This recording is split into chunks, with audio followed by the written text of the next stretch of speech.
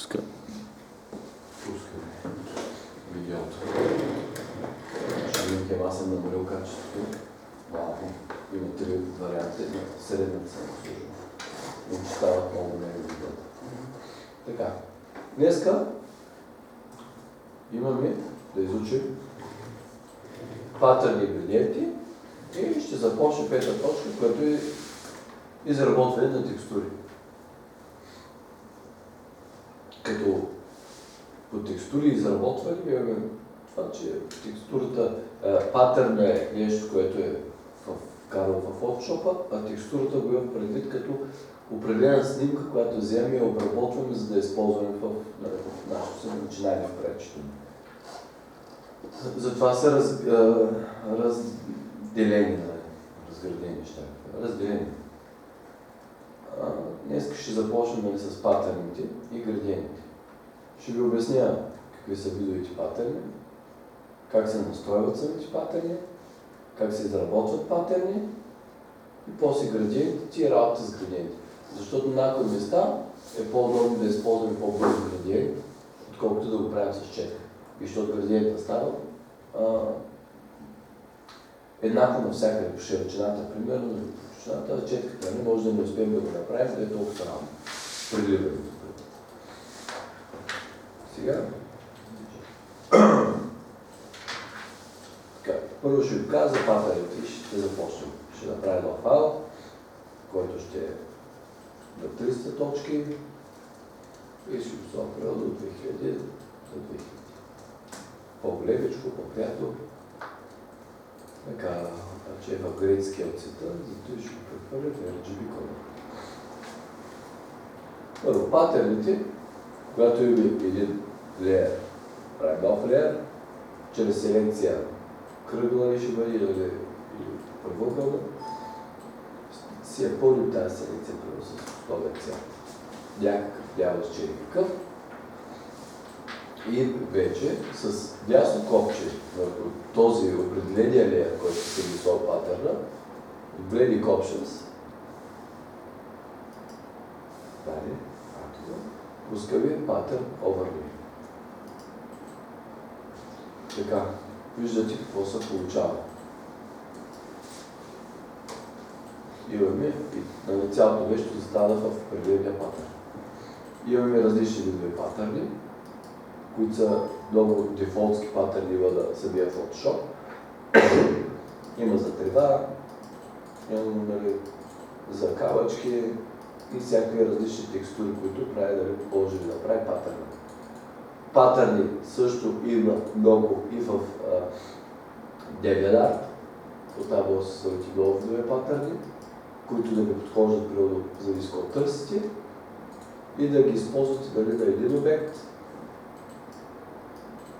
както е природно е този патърн, да го използвате на един обект, който, както и да го увеличите обекта, дали после да го трансформираме, така казваме, патърна се запазва.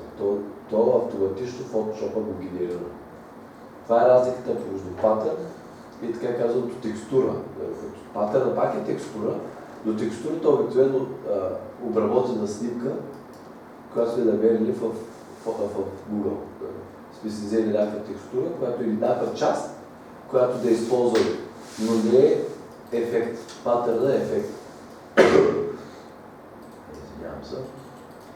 Като цъкнете два пъти после върху самото индивидуален патърн, той ви отваря автоматично патърните. Има много видове, както казах. Ето природните кавачки. От опасното настройките, както са четките, както са всичко остава в Photoshop, тук може да наместим колко да е прозрачно. И имаме скала. Скалата, ако е голям патърна, може да се увеличи или намали, зависи какъв ефект търси. Но е желателно, когато увеличавате скалата, да е през 25 единици. На 25%, на 50%, на 75% и на 100%. По 125, 150, защото това все пак е някакъв вид растер, който в Photoshop е. Като го направиш някакъв при 86%, той се блъва. За да е точен и ясен патърна, трябва най-желателно да е през такава скала. Да. Ще се дели на степен на двойка?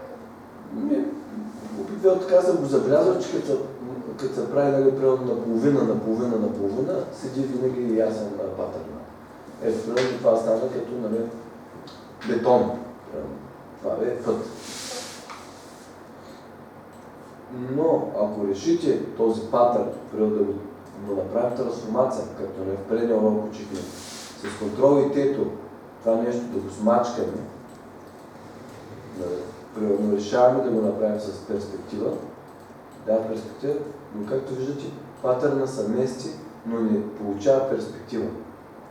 Той се запълва спрямо пространството, което сме отдали. За да получим да този патърн, нещо това перспектива, значи този ефект трябва да се го направим да излезе като растер. И това става чрез дясно копче, първо го конвъртваме в Smart Object, това цялото нещо да се затвори и после от Smart Object даваме Raster Layer. Фактически в момента аз чрез тези движения сега се речи как патърнът придобива перспективата. Назад се намаля, напред се остава по-голямо. Иначе това нещо, ето го, тук е ясно как от едро отива на ситно, самия патърн. До когато ви е ефект, това нещо е много да правите. А ние патърна го използваме фактически природно да се направи някаква текстура, която след това ще обработим. Затова правих даденото нещо. Пускаме и си го кривим, като го направим на Smart Object и после го направим на Raster, за да може да го кривим. Аз си го връщам пак на ефект. Примерно дори някакъв друг патърн да е. Ето го. И трева да пусти, примерно. Ето тревата на 100%. Имаме ето е тревичка. Това представлява патърна. За да го направим като полянка, трябва това нещо да отдам първо да стане Smart Object и да отдам после да стане с втори клик, да отдам да се разслайзне.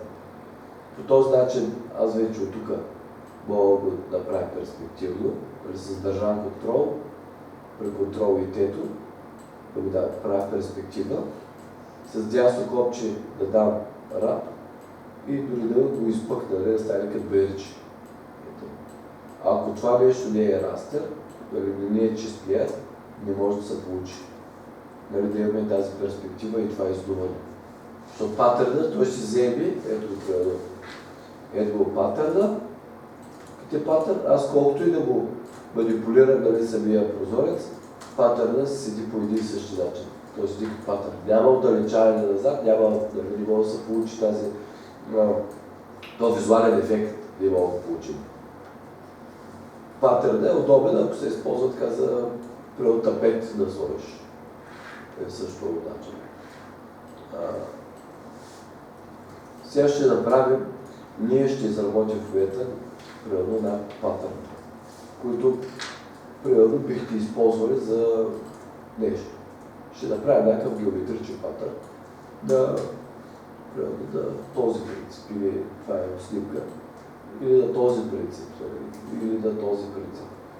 Ще покажа принципа вече. Патърна, вие може да се направите абсолютно какви искате патърн. Вие го мога да направите от снимка, мога да направите от четки, мога да направите всичко патърна, се просто заявява, дали това нещо се повтаря. По-новите версии на Photoshop, от C6 нагоре, патърн е да прави много удобен. В CS5 е доста по-неудобен за работа.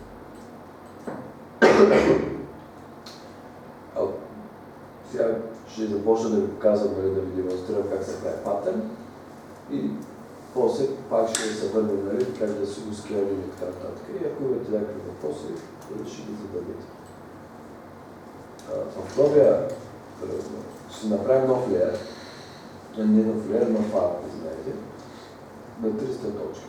Айде на 75 ще поставим, 200 на 200 пиксела. Обикновено патърна е съставен от едно малко прозорче, така казва един малък квадрат, който детайлите вътре в този квадрат, който имаме, нещата, които имаме, така са наместени, че когато са наредят едно до друго, Нали се наредят тези правоъгълничета, примерно един до друг всичките, те стават и като едно цяло. Това е принципа на патърна. Примерно, вие имате един правоъгълник, който е една малка част от цялото нещо. Как, примерно, ако имаме един А4 лист, примерно това е 5 на 5 квадратче, което като ги подредим едно до друго всичките квадратчета да страни и надолу, да покрият цялото пространство, и така се презастъпват линиите и детайлите вътре в тях, че седят като едно цяло. Така трябва да се и мисли, като се прави патърн, така трябва да се мисли. Примерно, сега да постигне четвървията.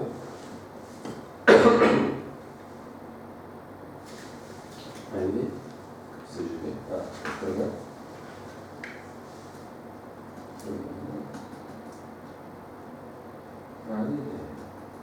Моля ти си.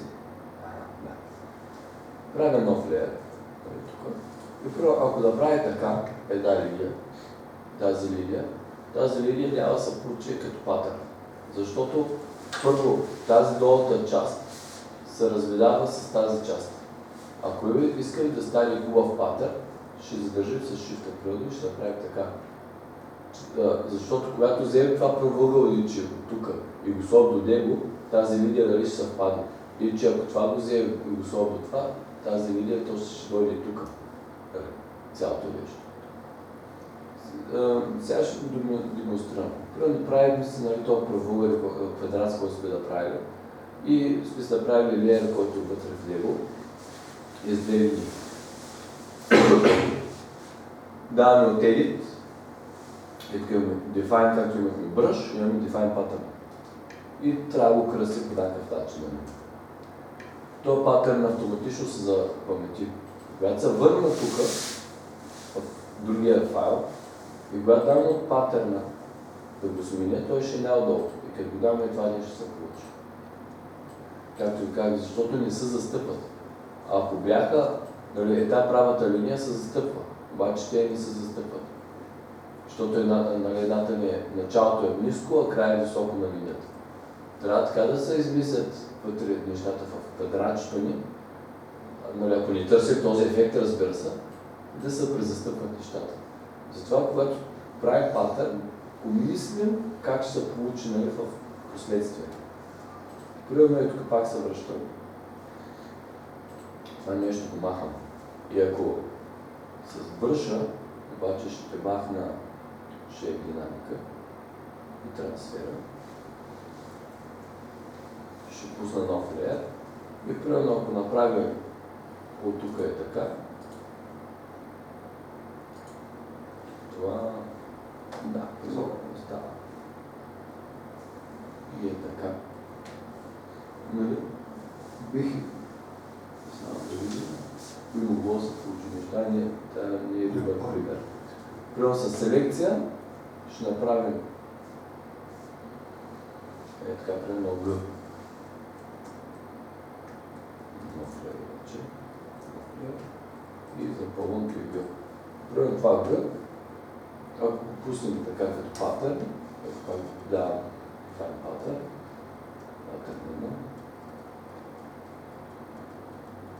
това го активирам, той винаги пада най-отдолу, ще получим и това нещо. Защото му оставихме нали, до края, не сме го сложили. Но този патърн мога да го използвам примерно за прозорци, за бокче. Сграда, ако те казвам. Ако това нещо го докарам точно до края, да залепне, с това го увелича, пример така да стане, но да е плътно до края, фактически да няма място до края на работното на листчето ни. И дам define pattern. Define pattern 2. Когато го активираме вече него, той ще направи това нещо. Защото беше приян до края. И фактически получаваме пак една сграда, примерно, която чрез този патърн ние получаваме нали, бърза сграда. Ако на патърна в момента го дам тук дали да е normal, да е multiply, дам OK и този наш леер го отцвети, давам му селекция да направя и го цветявам червено, ще получим това нещо. Има патърн, няма. Ако му намалим областта, ще получим това нещо. Ако му дам 50%, да ще се намалим на 25, на 20, ще стане по-малко и по-малко. Snap to origin формат, залепва отгоре в ляво.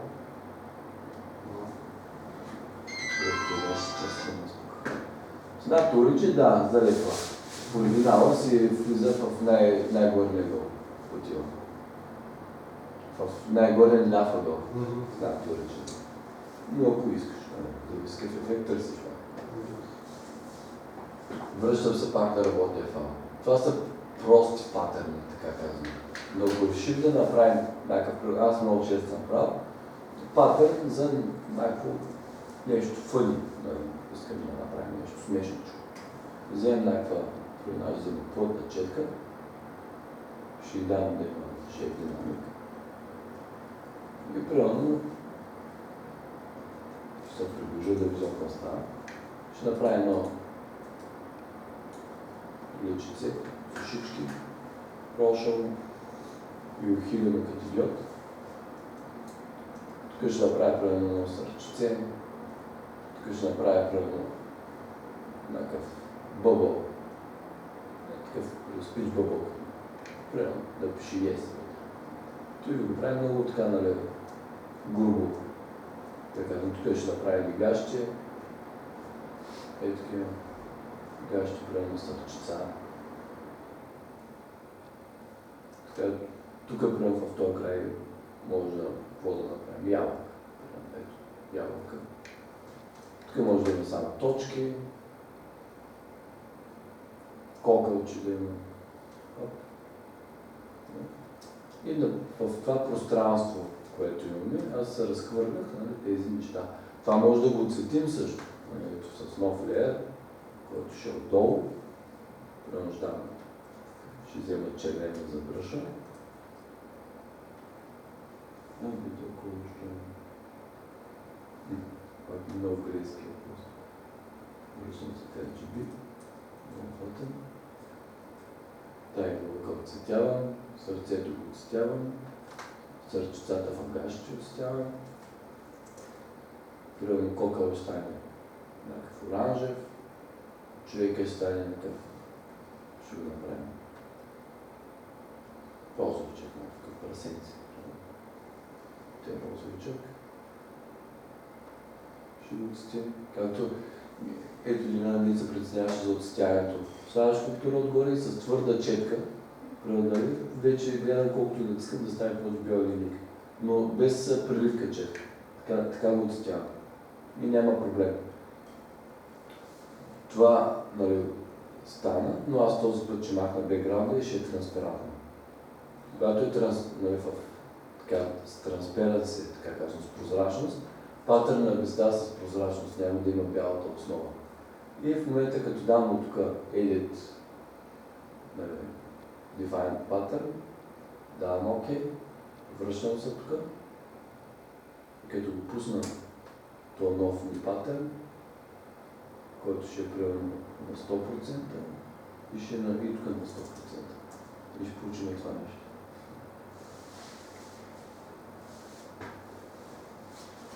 Тук много увеличим още, да го дадем на 200%, но тук вече качеството ще го загубим.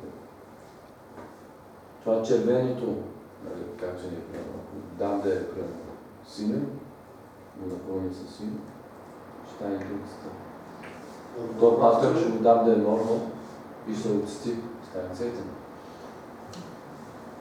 Добра практика ли да правим паттерните възможно най-близо? Смисъл от сега ти направим 200 на 200 пиксел, но вместо 200 на 200 го правим на 400 на 400. Идеята е, зависи колко искаш да е голям детайлът. Защото, примерно, ако го върне до патърна, примерно, сега ще покажа, тук е послона на 100%, и се приближи на 100%, това ми е реалният размер на патърна. Ако искаш самите елементи са по-големи, например на 400 на 400. Тоест се повтори примерно по-малко пъти. Но зависи какъв ефект търсиш. При патърна идеята е да направиш възможно най-малкият елемент, който да се повтаря възможно най-много такова. Но както казах с патърните, колкото се заиграете, идеята е да ви самото ви нещо или да е така, или да преминава към другото. Защото може да се направи дървен патърн, може да се направи камък патърн, нали, всякакъв патърн. Те ги има и готови патърни. Но е хубаво да знаете, примерно ако искате нещо такова по-свободно, да знаете как да се направите патърн. Дори от точки да го направите патърн. Дори се нахвърлите някакви точки, да ви организират нещо тези точки, също, нали, да може да се направите патърн. Трябва да го знаете как. Дори се използва патърн. Обзето по патърните няма какво друго да ви кажа. Но това е, нали, патърн. Правите един елемент, или който е застъпан, или който е твърд. Няма така някакви сложни патърни да правите в дизайнерски, защото при процеса на рисуването обикновено използвам готови патърни. Никой не се играе, нали, да прави. Примерно на кодерите ги накарах, съм ги карал на програмистите да изработват примерно патърните. Примерно някакъв патърн го вземат от снимка и трябва да направят патърн, реален патърн, защото те имат нужда от това. А ние фактически за рисуването нямаме нужда от такива патърни. Нас не интересува да го използваме като текстура патърна повече, а не като да не някакъв елемент. Така. Мога да ви покажа, нали, примерно, как тествам аз патърна. Ако искам да направя, примерно сега пак ще го затворя. Ще направя нов файл. Примерно ще да направя 6 на 6.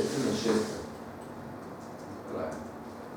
Сега за така, нали, примерно, как се тествам патърна. Примерно, за да ми е по-лесно, правя си един нов леер. Чрез селекцията справя един квадрат, който дележим ето квадрата. Или може да се пуснете, ако искате, допирни, отгоре от тези ролери, допирни, които да не оформят, нали, квадрата, в който ще работим. Когато тръгна да мисля, нали, патърн, някакъв дори да е фъни, го мисля по този начин, защото при нас сега ще тръгна да рисувам нещо и ето, примерно, прави се, нали, или някакво така пак. Нещо, няма значение дори какво е, нали, може и нещо безсмислено да е абсолютно. Ще го направим такова, примерно с точки. Примерно, голяма точка, по-малка точка, други точки. По диагонала ще ги пуснете, примерно по средата, повече точки, на страни да се разсеят.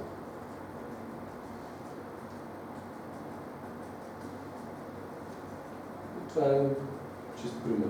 Как всеки може да експериментира, да използва и снимки, както са четките и четки да използва дори тук на различни къщи, както Веско беше използвал за твоя град.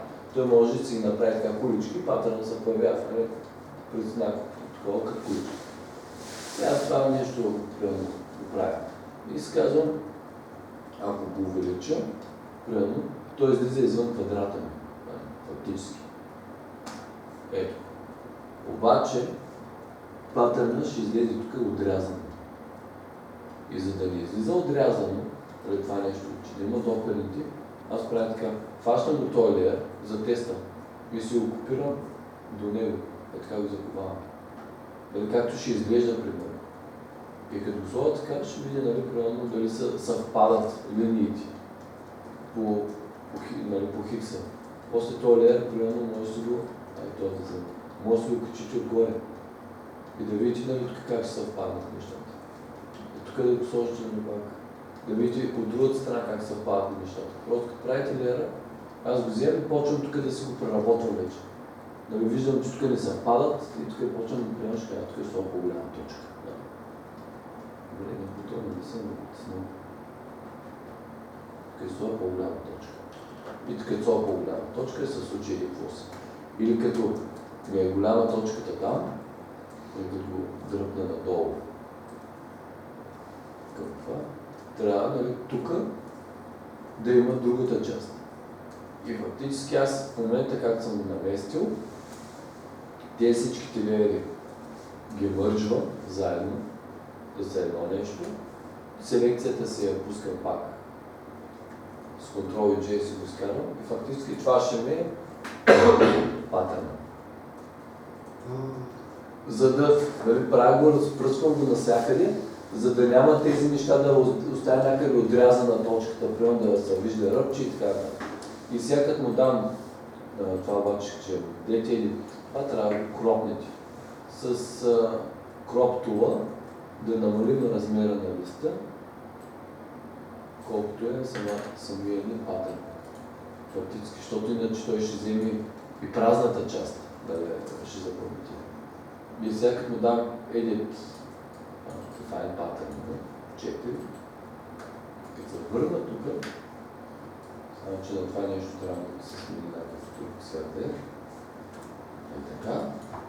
И като дам от тук на патърна, да дойде новия патърн, той ще направи това нещо. Дори ето аз не съм го, тук не съм го правил хубаво. Настрани ми бяга. Нагоре е добре, обаче настрани е тук се получи, нали, точно това, което им трябва да се получава. И в момента го виждам, което не се застъпва добре. Идвам тук, примерно, нали, давам си това нещо пак. И тук, където нали, не се застъпва добре, да го оправя. Докато ставим добре. Ако трябва тези неща с гума се изтрият и тук примерно ще го сложа една точка централно и по същата права или това нещо ще го взема и ще го с селекция на леви, ще го прехвърля от другата страна точно по средата. Идеята е, че каквото е от единия край, трябва да е също от другия край, за да се презастъпя точно нещата. Ето тук също ще се отрежи, примерно може да се направи, да се взема добре, не? Аз не искам да стане се лаптопа. Какво стане?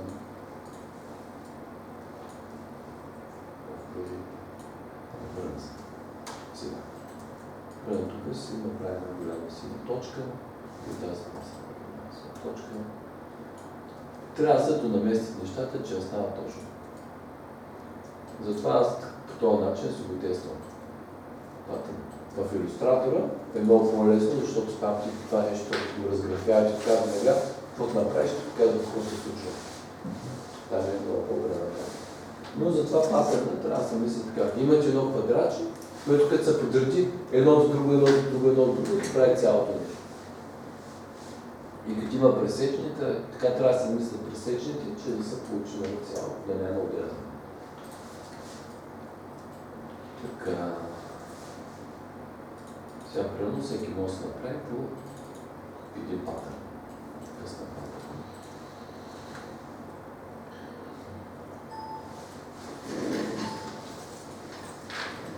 Да видим.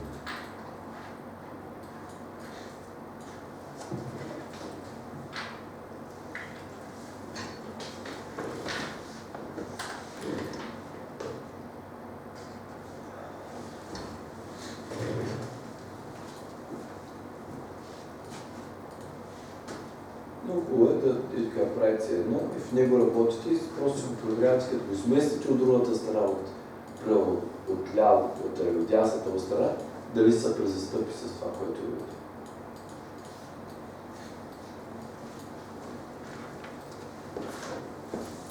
С точки, с квадратчета също става, с правоъгълница става.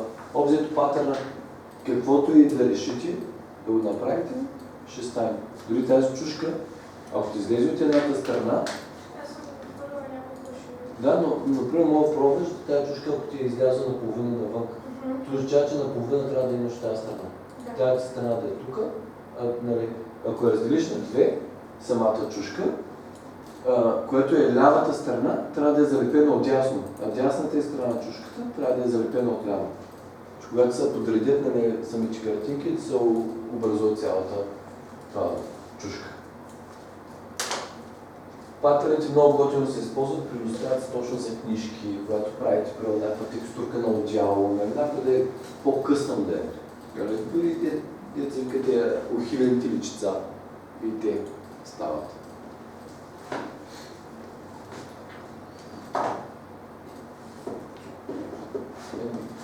И може да експериментирате колкото си искате, за да направите някакъвто и да е патърн. Малко са геометричните.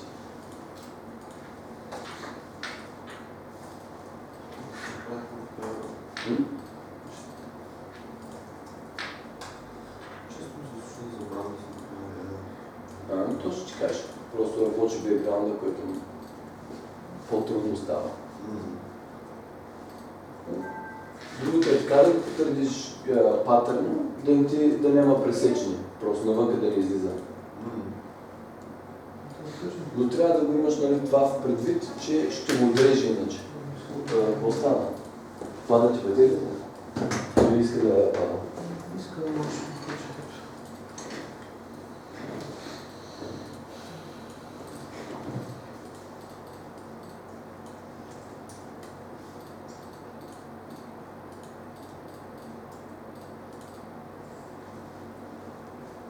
Защо да не се получава отстяното? Отстяваш се. Просто е с отстяното се прави с твърда четка, без прозрачност. Кое? Ама с преливането ще и до там ще стигнем си. С преливането, то там е пак на настройка на четка. Преливането, като ще го правиш, четката слагаш, освен да имаш транспиранция, и даваш, освен настройката, това колко надседиш тя по-плътно, но и даваш брода на 50% опаси също. Допълнително. Колкото повече пъти наслагваш, толкова по-леко и прегато стане. Ще го тренираме това, точка стигнем да правим обедите. Там ще бъде точно тези преливания ще изучим. Когато стигнем, когато, може би, след екскурзии. Да.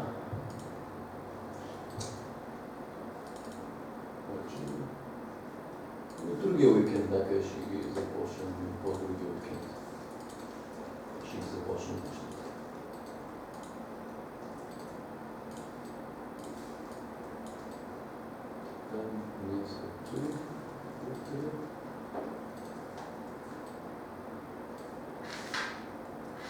Да, следващия уикенд ще бъде точно изграждане на формите и светосенките.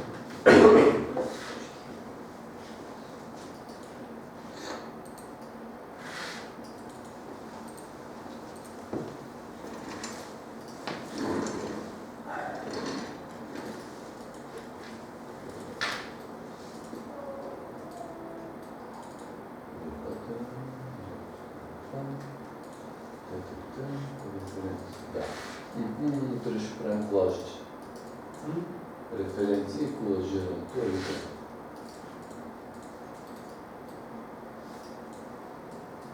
И после другия уикенд почваме светлини, композиции, по-изолателните неща. А последния уикенд е само рисуване. Където там вече трябва да сте изучили приловичките, как да оцветявате, как да такова. Дори с четките, как да се справите, че да направим нещо свободно, което ще рисуваме. Като гледам последния, ще направим една по референция, тема, една свободна рисунка и най-накрая рисуваме по задание. Тип контрол. Една илюстрация. Образето, последния ден, следния ден ще е точно само рисуването по заданието. Да мога да направите една хубава илюстрация за 3-4 часа.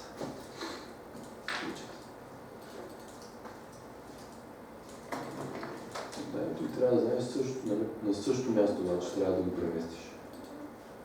Отдолу да щръпне трябва тази чушка. Да си ги разпърна.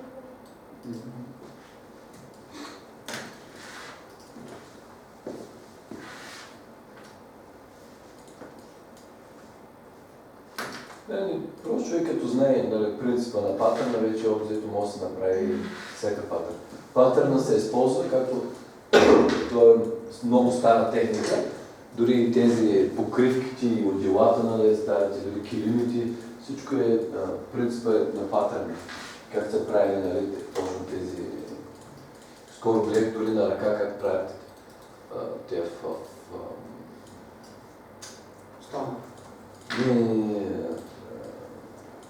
арабските държави, нали, те имат едни много красиви шалви с едни орнаменти, едни такива арабите, как са палатите, нали, са декорирани.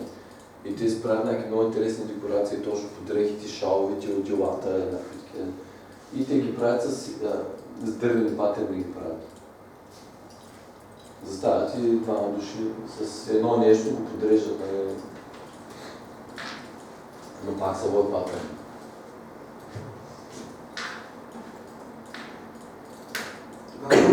На руски мъсто има много патърни. Всякакви такива. Флоралните елементи, дори които да сещи по-старому, апартаментите имаха ни анкери, фабрици, такива от гипс. И те са, нали, един и същи елемент, копиран един до друг, един до друг.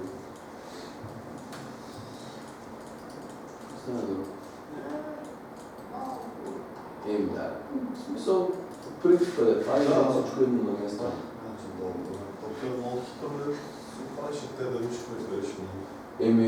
Аз така техника да правя, трябва да се изградих, защото това го взема се от илюстратора, защото илюстратора е така, няма да смисъл да го показвам, но илюстратора патърна, знака неща, защото илюстратора са много лесни. Това е много сложно.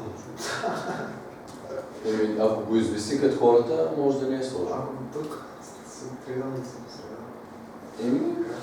Просто ти си взел картинка масло, не е... Сега ще направим стои.